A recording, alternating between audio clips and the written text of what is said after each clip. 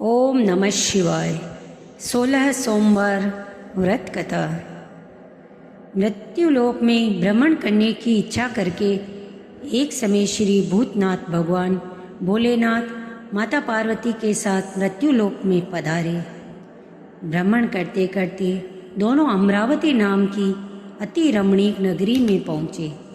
अमरावती नगरी अमरापुरी के सदृश सब प्रकार के सुखों से परिपूर्ण थी। वहाँ के राजा द्वारा बनवाया गया अति रमणीक शिवजी का मंदिर था। भगवान शंकर पार्वती उस मंदिर में निवास करने लगे। एक समय माता पार्वती भगवान भोलेनाथ को प्रसन्न देख मनोविनोद करने की इच्छा से बोले, हे महाराज, आज तो हम दोनों चौसर खेलेंगे। शिवजी ने प्राण प्रिया की बात को मान लिया और चौसर खेलने लगे। उसी समय मंदिर का पुजारी मंदिर में पूजा करने आए। माता पार्वती ने पुजारी जी से प्रश्न किया, पुजारी जी बताओ, इस बाजी में हम दोनों में से किसकी जीत होगी? ब्राह्मण विचार कर शीघ्रता से बोल उठे कि महादेव जी की जीत होगी। थोड़ी देर में बाजी समाप्त हो गई और पार्वती जी की विजय हुई।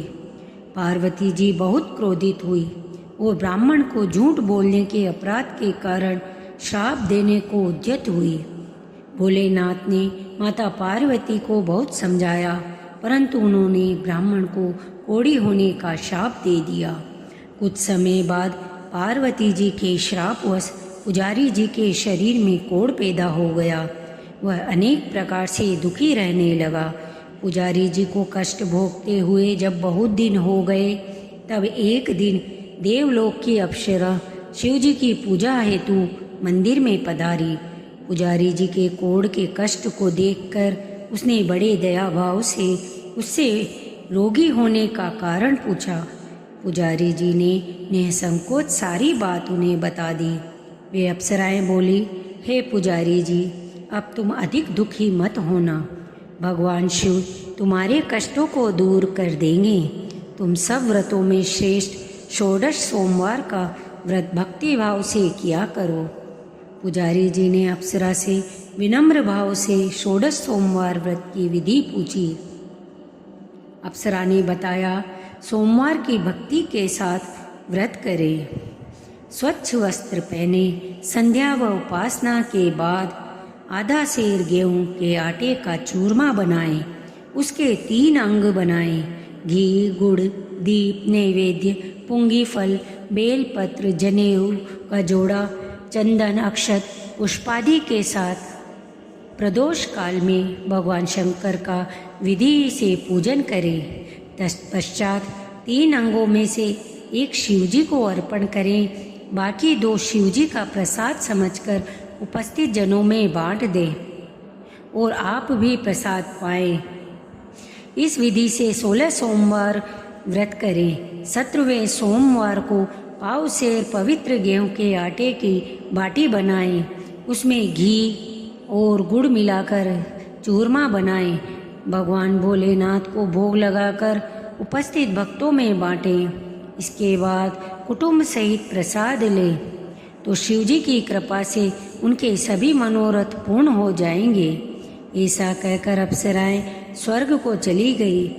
ब्राह्मण ने यथाविधि 16 सोमवार का व्रत किया तथा भगवान शिव की कृपा से रोग मुक्त होकर आनंद से रहने लगा।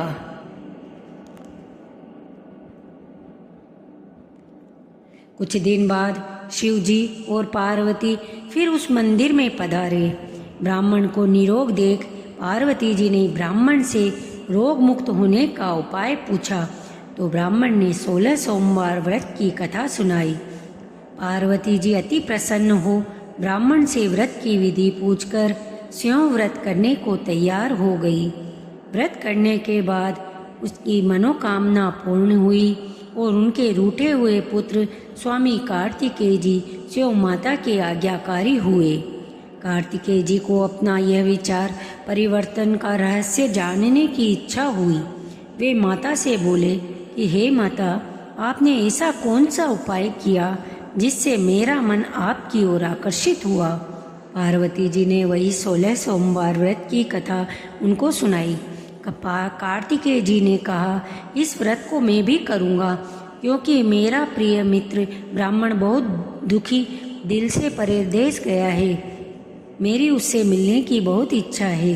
कार्तिकेय जी ने भी इस व्रत को किया और उनका प्रिय मित्र मिल गया।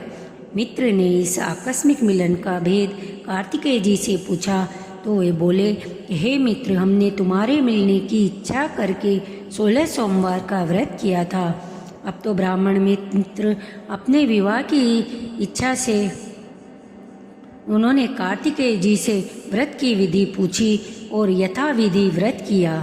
व्रत के प्रभाव से जब किसी कार्य से विदेश गए तो वहाँ के राजा की लड़की का स्वयंवर था। राजा ने प्रण किया था कि जिस राजकुमार के गले में सब प्रकार से श्रृंगारित हथनी माला डालेगी, मैं उसी के साथ अपनी पुत्री का विवाह कर दूंगा। शिवजी की कृपा से वह ब्राह्मण भी स्वयंवर देखने की इच्छा से राज्यसभा में एक और बैठ गया। नियत समय पर हथनी आई और उसने जयमाला उस ब्राह्मण के गले में डाल दी। राजा ने अपनी प्रतिज्ञा के अनुसार बड़ी धूमधाम से अपनी कन्या का विवाह उस ब्राह्मण के साथ कर दिया। ब्राह्मण को बहुत सा धन और सम्मान देकर संतुष्ट किया। ब्राह्मण सुंदर राजकन्या पाकर सुख से जीवन व्यतीत करने लगा। एक दिन राजकन्या ने अपने पति से प्रश्न किया, हे प्राणनाथ, आपने ऐसा कौन सा भारी पुण्य किया था जिसके प्रभाव से हथिनी ने सब राजकुमारों को छोड़कर आपको वरण किया? ब्राह्मण बोला, हे प्राण प्रिय, मैंने अपने मित्र कार्तिकेय जी के कथनानुसार 16 सोमवार का व्रत किया था, जिसके प्रभाव से मुझे तुम जैसी रूपवान पत्नी की प्राप्ति हुई। व्रत की महिमा सुनकर राजकन्या को बड़ा आश्चर्य हुआ। वह भी पुत्र की कामना से व्रत करने लगी। शिवजी की दया से उसके गर्भ से एक अति सुंदर, सुशील, धर्मात्मा और विद्वान पुत्र उत्पन्न हुआ। माता पिता दोनों उस देवपुत्र को पाकर अति प्रसन्न हुए और उसका लालन पालन भली प्रकार से करने लगे। जब पुत्र समझदार हुआ तो एक दिन उसने अपनी माता से प्रश्न किया कि हे माता, तुमने कौन सा व्रत एवं तप किया जो मेरे जैसा पुत्र तुम्हारे गर्भ से उत्पन्न हुआ? माता ने 16 सोमवार व्रत की कथा पुत्र को बताई। पुत्र ने सब तरह के मनोरथ पूर्ण करने वाले सरल व्रत को सुना तो वह भी राज्याधिकारी पाने की इच्छा से हर सोमवार को यथाविधि यह व्रत करने लगा। व्रत शुरू होने के बाद एक देश के वृद्ध राजा के दूतों ने आकर उसको राजकन्या के लिए वरण किया। राजा ने अपनी पुत्री का विवाह ऐसे सर्वगुण संपन्न ब्राह्मण युवक के साथ करके बड़ा सुख प्राप्त किया। वृद्ध राजा के दिवंगत हो जाने पर इसी ब्राह्मण युवक को सिंहासन पर बैठाया, क्योंकि दिवंगत राजा के कोई पुत्र नहीं था। राज्य का उत्तराधिकारी होकर भी वह ब्राह्मण पुत्र 16 सोमवार का व्रत करता रहा। जब 17वां सोमवार आया तो विप्र पुत्र ने अपनी प्रियतमा से पूजन सामग्री लेकर शिव पूजा के लिए शिवालय चलने को कहा, परंतु उसकी पत्नी ने उसकी आज्ञा की परवाह न की और दास दासियों द्वारा सब सामग्री शिवालय में भिजवा दी, परंतु आप नहीं गई। जब राजा ने शिवजी का पूजन समाप्त किया तब आकाशवाणी हुई, हे राजा, अपनी इस रानी को राजमहल से निकाल दे, नहीं तो यह तेरा सर्वनाश कर देगी। आकाशवाणी सुनकर राजा के आश्चर्य का ठिकाना नहीं रहा। उसने मंत्रणा गृह में आकर अपने सभासदों को बुलाकर पूछा कि हे मंत्रियों, मुझे आज शिवजी की आकाशवाणी हुई है कि राजा तू अपनी इस रानी को निकाल दे, नहीं तो ये तेरा सर्वनाश कर देगी। राज्य में मंत्री तथा सभासद आदि सब विस्मय और दुख में डूब गए, क्योंकि जिस कन्या के कारण राज्य मिला है राजा उसी को निकालने का जाल रच रहा है, यह कैसे हो सकेगा। राजा ने अपनी पत्नी को राजमहल से निकाल दिया।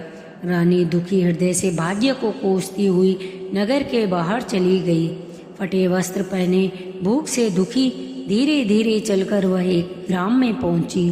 वहाँ एक बुढ़िया सूत काट कर बेचने जाती थी। रानी की करुण दशा देखकर बोली, चल तू मेरा सूत बिकवा दे, मैं वृद्ध हूँ, भाव नहीं जानती। यह बात सुन रानी ने बुढ़िया के सिर से सूत की गठरी उतारकर अपने सिर पर रख ली। थोड़ी देर बाद आंधी आई और बुढ़िया का सूत पोटली सहित उड़ गया।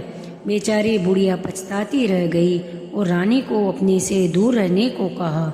इसके बाद रानी एक तेली के घर गई तो शिवजी के प्रकोप के कारण तेली के सब मटके उसी क्षण चटक गए।